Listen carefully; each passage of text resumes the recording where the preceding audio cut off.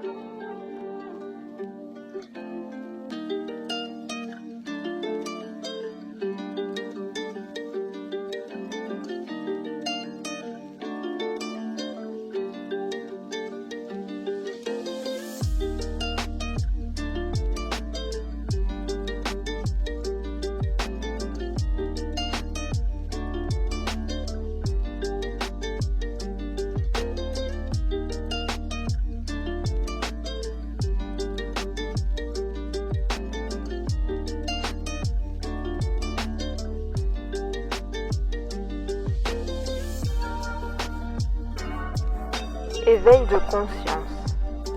Il arrive ce moment dans votre vie où vous avez l'impression de basculer dans une autre profondeur de vous-même, comme si le monde n'était plus tout à fait le même, parce que vous le regardez vous-même différemment. Le monde n'a pas changé autour de vous, c'est vous qui l'appréhendez depuis un autre point de vue, en portant un ressenti et un regard nouveau sur lui. Vous pouvez alors à ce moment-là avoir la sensation d'être perdu dans le flou. Il est beau, parfois, que vous soyez perdu, puisque cela vous permet de mieux vous trouver et cela vous donne l'occasion de chercher une nouvelle harmonie, un nouvel équilibre avec vous-même, mais aussi avec le monde qui vous entoure. On vous dit que vos anciens schémas, vos habitudes désuètes, votre comportement, votre façon de penser, tout se modifie et cela peut être perturbant.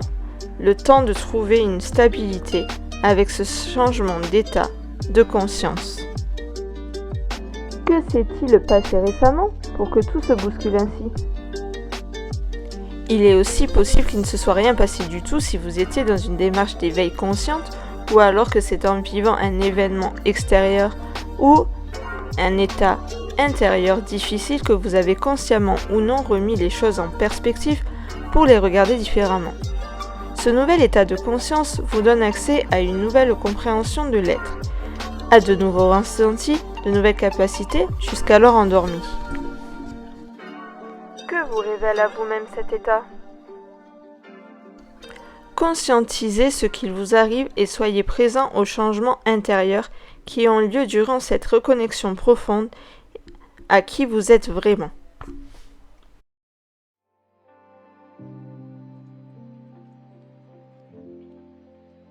Le mental. 60 000 pensées par jour. Elles vous habitent au quotidien, logées, bien au chaud, là-haut, dans votre tête. Le mental, c'est ce faux ami qui n'arrête pas de parler en permanence et que vous ne pouvez arrêter. Il vous raconte tout un tas d'histoires auxquelles vous croyez plus ou moins, auxquelles vous donnez plus ou moins de crédit. Souvent, les histoires de votre mental sont peu ragoûtantes. Ces pensées ont plus tendance à vous plomber qu'à vous relever. Pourquoi ? Parce que votre cerveau est programmé avant tout pour survivre. Quand il est en mode par défaut, il cherche des solutions à divers problèmes et dangers qui seraient amenés à se présenter à vous. Tout cela au milieu de pensées automatiques ancrées par des routines dans le passé, dans l'avenir, loin du présent. Le mental, c'est tout ce package duquel il est préférable non pas de se défaire, puisque certaines de ces cognitions nous sont utiles, mais de mettre à distance. Arrivez-vous à mettre au second plan ces pensées qui vous racontent tout un tas d'histoires sur vous ? Ces pensées qui vous font croire que vous êtes nul, que les autres sont mieux. Ces pensées qui vous font douter de qui vous êtes et de tout le potentiel qu'il existe à l'intérieur de vous. Prenez donc le temps de mettre à distance ce mental envahissant pour revenir à un esprit plus clair, moins envahi. Descendez de votre tête jusqu'à dans votre cœur, dans votre corps tout entier. Il vous suffit d'observer vos pensées comme ces nuages qui passent dans le ciel sans vous y accrocher. Elles sont là, mais elles ne vous épargnent pas. L'espace mental existe parce qu'il est le fondement de votre personnalité, notre ego.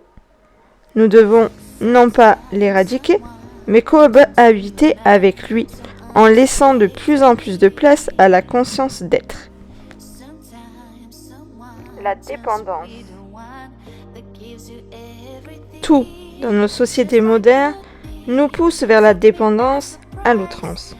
Toujours plus vite, toujours plus fort, toujours plus productif, et ce rythme effréné de nos vies nous pousse à compenser ailleurs nos frustrations intérieures. Au-delà de la dépendance aux toxiques dont on entend toujours parler, comme l'alcool, le tabac, la drogue, les médicaments, etc., il existe des dépendances plus sinueuses. Nourriture, sexe, télévision, smartphone, nouvelles technologies. Tout est fait aujourd'hui pour vous créer des besoins que, au départ, vous n'aviez pas. La dépendance peut aussi se jouer dans les relations à l'autre, sa reconnaissance, sa valeur, ou même dans la dépendance affective. La dépendance existe en toute chose quand celle-ci est réalisée à l'excès et manque lorsque n'est plus autant, comme le shopping, le sport, les habitudes. Observez-vous une forme de dépendance chez vous ? Dans quel domaine ? La dépendance vous informe toujours sur quelque chose qui se joue dans vos profondeurs. Essayez-vous de combler un vide en vous ? D'oublier la véritable raison de votre malaise sous un autre faux problème qui prendra forme à la surface en cachant le fond ? N'ayez pas honte si la dépendance existe en vous. Le plus important est d'en prendre conscience pour pouvoir agir avec conséquence. Vous avez le pouvoir de vous prendre en main et de changer de cap, même si pour cela, vous avez besoin d'être accompagné. Demander de l'aide n'a rien de honteux, bien au contraire. C'est un acte courageux. La méditation. Je vous invite à vous installer ici, à l'intérieur de vous-même, et observez maintenant ce qui s'y passe. Ressentez cet air qui rentre dans vos narines, un peu plus frais à l'inspiration et qui ressort un peu plus chaud à l'expiration. Prenez ce temps pour redescendre à l'intérieur de vous-même et savourer ce moment que vous vous offrez, ici et maintenant. Revenir dans votre centre, à votre intériorité, vous régénérer et vous permettre de clarifier votre esprit. Lorsque cela va trop vite, dehors, que cela est trop intense pour vous, revenez ici, dans votre espace intérieur, pour vous ressourcer. Prenez-vous le temps de méditer quelques minutes par jour ? Vous pouvez en avoir besoin en ce moment, et vous en sentirez instantanément tous les bénéfices. Vous n'avez pas besoin de faire cela des heures durant, sauf si c'est votre souhait. Vous pouvez simplement faire des retours à soi, plusieurs fois dans la journée, 30 secondes, 1 minute, 5 minutes, plusieurs fois par jour, dès que vous en ressentez le besoin. Soyez présent à l'instant et mettez à distance les distractions et les pensées de l'esprit qui peuvent se faire bruyantes. Ressentez cette vie. Vous traversez lorsque vous respirez. Ressentez combien, dans cet espace, tout va bien. Retrouvez votre intériorité. C'est déployer votre sentiment de sécurité intérieure, votre compassion, votre amour, votre gratitude. Soyez présent à vous-même dès que cela est possible. Puis, qu'est-ce qui vous en empêche ?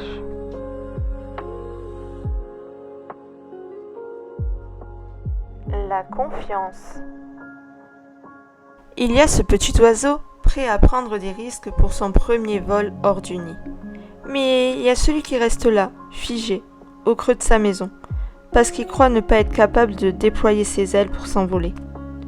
Comme cet oiseau, le manque de confiance en vous peut vous figer et vous empêcher de passer à l'action, d'oser. Vous avez certainement toutes les meilleures raisons du monde pour ne pas, ou plus, avoir confiance en vous aujourd'hui. Portez un regard bienveillant sur ce manque de confiance en vous-même. Ne vous ajoutez pas une couche de culpabilité par-dessus, car vous faites du mieux que vous pouvez chaque jour. Trouvez l'origine de ce manque de confiance. D'où vient-il? Où prend-il racine? Dans l'enfance? Dans une ou plusieurs mauvaises expériences du passé? Qu'est-ce qui vous empêche aujourd'hui de reconnecter en vous cet espace de confiance qui a déjà existé? Comme lorsque vous vous êtes mis debout pour faire vos premiers pas, lorsque vous êtes allé à la rencontre de l'autre pour créer un lien nouveau, comme lorsque vous êtes lancé dans une activité qui vous a tant réussi. Cette fois, en vos capacités se ravivent chaque jour. Plus vous ferez, plus vous mettrez en action vos capacités, plus elles se renforceront. Vous ne vous trompez jamais, vous apprenez par l'expérience. Même en cas d'échec, vous pouvez choisir si cet événement vient nourrir votre résilience ou votre manque de confiance. Est-ce que ce manque de confiance se manifeste dans un domaine en particulier? Qu'est-ce qui vous empêche d'oser? Le regard des autres, la peur de l'échec, le perfectionnisme, votre regard sur vous-même? Il y a tant de pistes à explorer. Prenez confiance en vos propres ailes. Je vous assure qu'elles sont capables de vous faire voler, même lorsque votre tête vous dit non.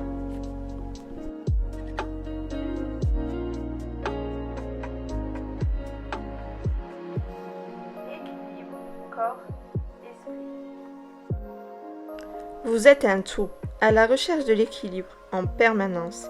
Cet équilibre délicat est, chaque jour, mis en péril par vos expériences de vie, vos émotions, vos réactions, vos pensées, vos souffrances, vos devoirs. Vous avez alors besoin de vous réajuster à chaque instant. Après une émotion, un événement, une pensée, revenir au centre est indispensable. Le corps est votre balancier physique, votre véhicule, et il sait exprimer encore plus violemment les mots de vos esprits qui ne sont pas écoutés et guéris. Si votre esprit est tourmenté, il envoie ce message à votre corps qui va finir par produire une réaction et c'est la maladie. Le maladie dans la langue des oiseaux. Que faites-vous au quotidien pour harmoniser ce corps et cet esprit qui cohabitent pour former l'incroyable être que vous êtes? Passez par votre corps pour vider le trop-plein de votre mental. N'hésitez pas à pratiquer du sport, de la marche, de la méditation, de la sophrologie, du yoga et toutes les activités psychocorporelles qui font du bien, comme des exercices de respiration. Ces pratiques ont pour but d'harmoniser les énergies à l'intérieur de vous afin d'équilibrer les pôles corps-esprit. Un corps détendu est un esprit détendu. Un esprit agité rend le corps agité. Le lien de cause à effet est tout défini. Prenez le temps de respirer pleinement, de ressentir vos émotions dans votre corps et les tensions qui s'y trouvent. Étirez-le, connectez-le. En passant par votre corps, vous finirez par toucher votre esprit.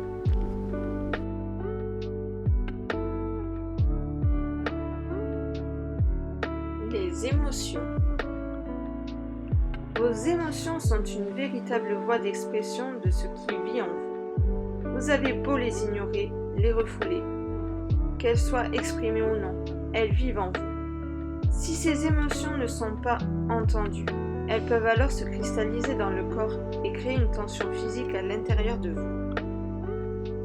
Ressentez-vous en ce moment une tension liée à une émotion non entendue, non exprimée, non dirigée? Les émotions ne sont pas votre ennemi.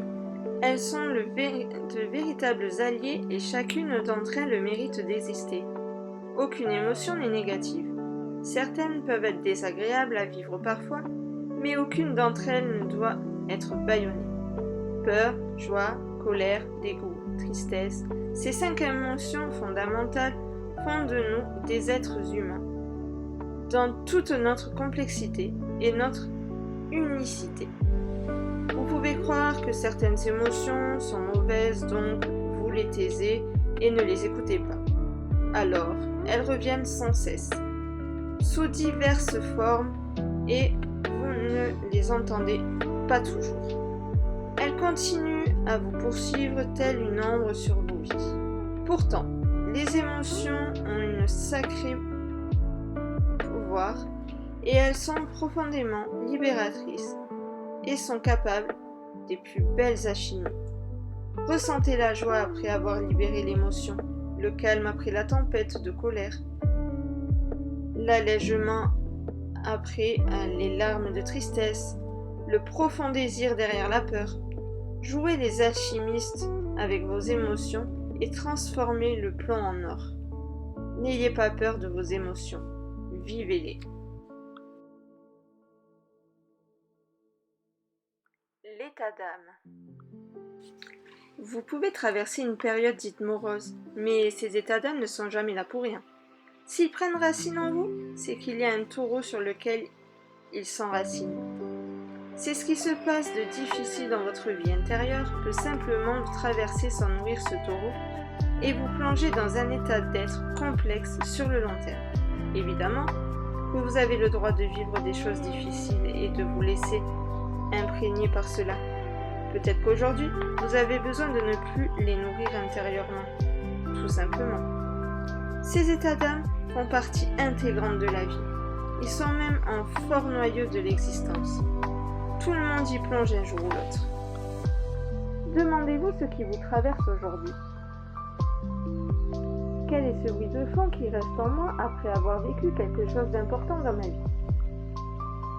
Essayez de comprendre ce qui est venu vous enseigner cet état d'âme que vous pouvez ressentir et résonner en vous parfois. Si cela peut être flagrant pour certains, pour d'autres, c'est plus subtil. C'est cela l'essence des états d'âme.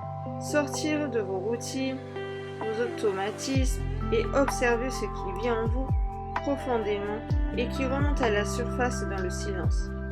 Cela peut être déstabilisant de vivre ces états d'être intérieur si intenses et si particuliers. Accueillez-les sans jugement et avec toute la bienveillance dont ils ont besoin aujourd'hui. Tout ceci est impermanent et perpétuel mouvement.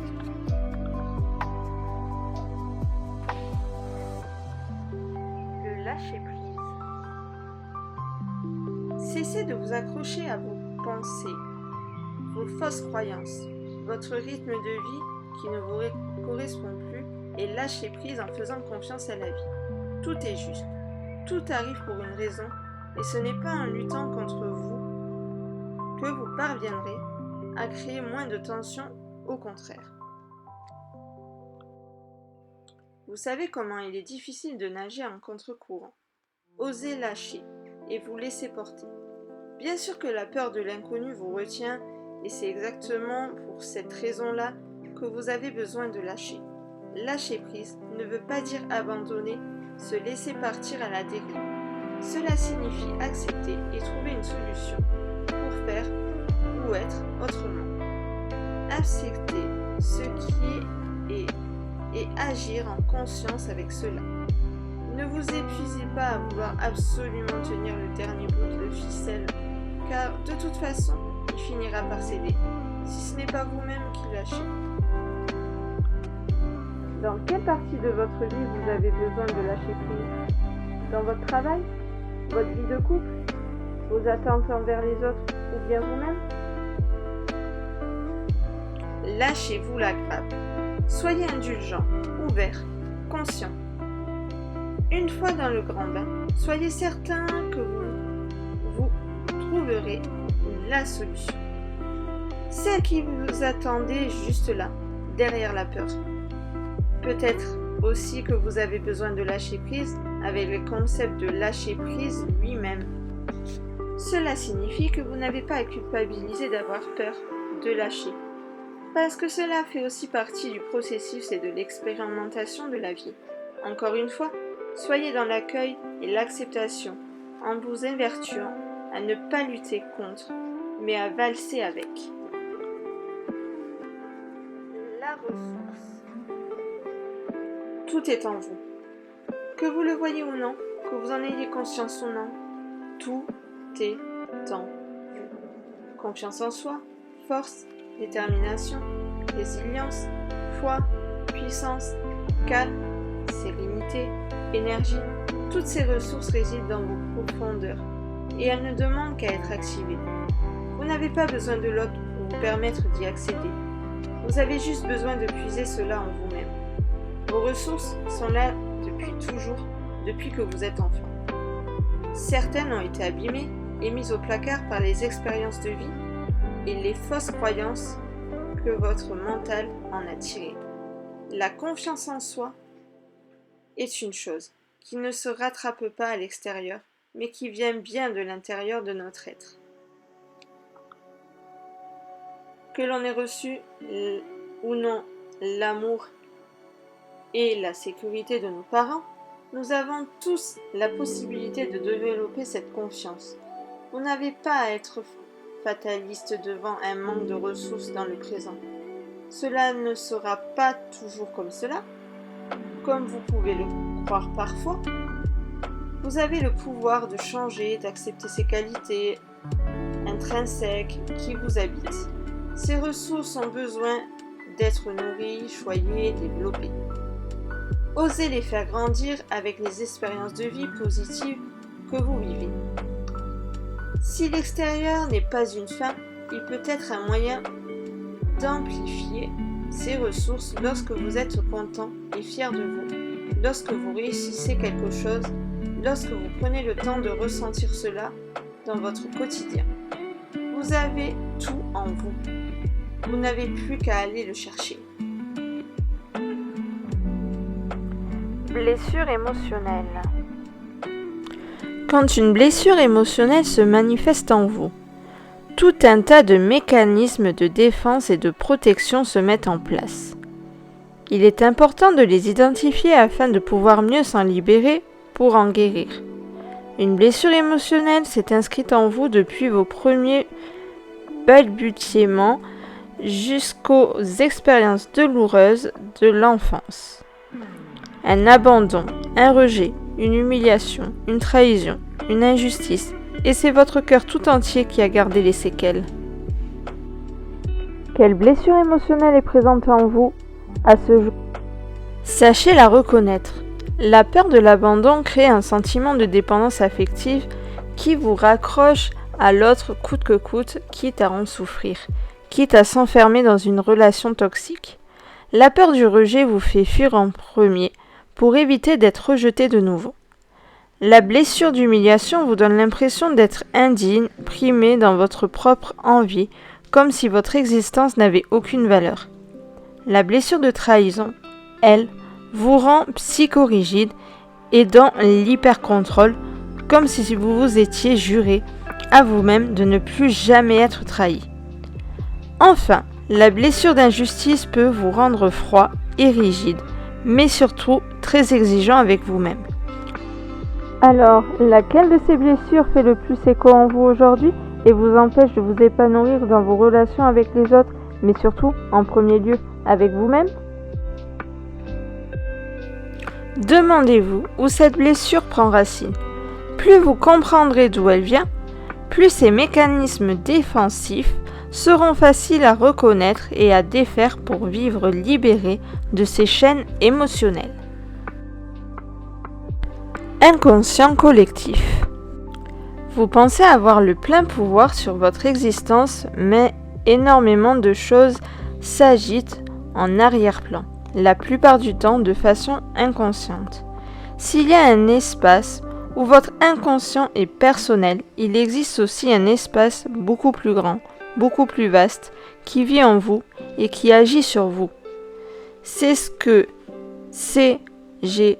Jung appelle l'inconscient collectif.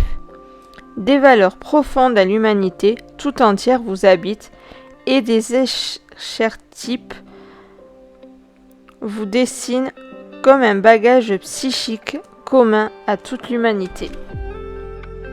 Quel est l'archétype qui se manifeste le plus en vous en ce moment? L'animus ou l'homme? L'anima ou la femme? La persona ou le masque social? La mère? Le sage? L'ombre? Comment votre culture, votre éducation, le fait d'être une femme ou un homme, d'être une mère ou un père, influe-t-il sur votre vie d'aujourd'hui? Êtes-vous aligné à vos valeurs personnelles ou alors sous l'influence de cet inconscient collectif? Nous le sommes tous, plus ou moins. N'hésitez pas à remettre en question vos idées préconçues, les images toutes construites que vous vous faites à propos des autres, à propos de vous-même, à propos du monde ou de ce qu'est la finitude d'une vie réussie.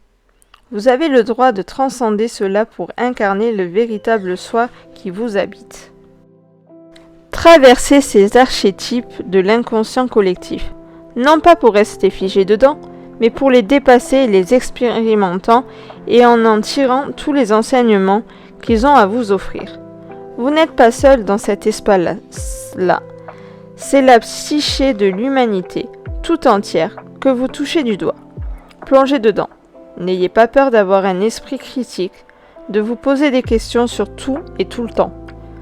Vous êtes le rouage d'une grande machine et votre rôle est important pour l'évaluation du groupe tout entier. La communication. Pour vivre en harmonie et en conscience avec soi et surtout avec l'autre, la communication est l'outil indispensable à notre vie. Communiquer demande beaucoup d'investissement car cela invite à poser les bons mots, le bon ton, la parole juste et consciente.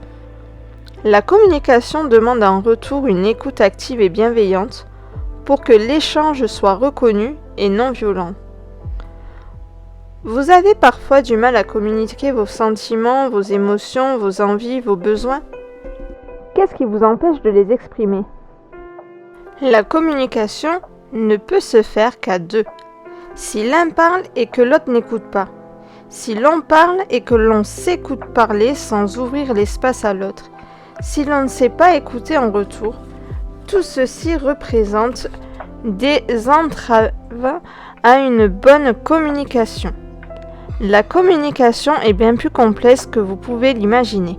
Elle ne consiste pas seulement à dire des choses, déverser un flot de paroles, de reproches, de ressentiments.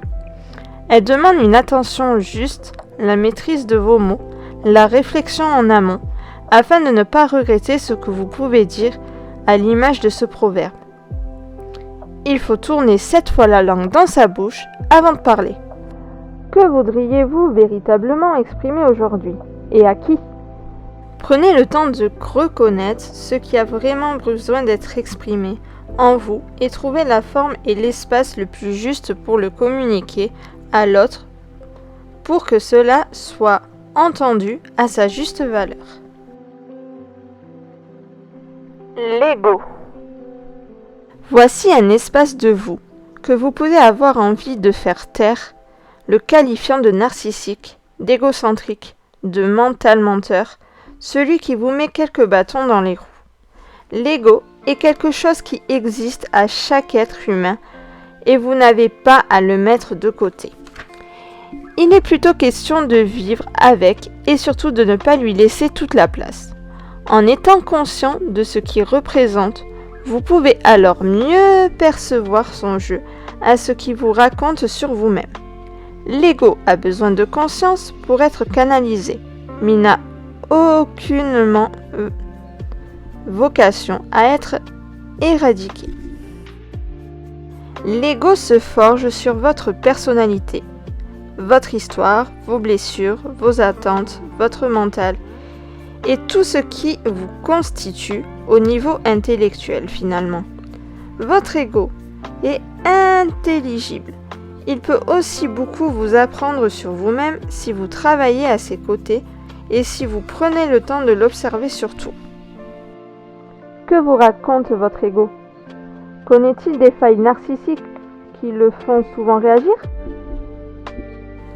Votre ego n'est pas votre ennemi. Il peut même devenir un allié si vous parvenez à le dompter. Si, lui, est le cheval fougueux, vous êtes le cavalier.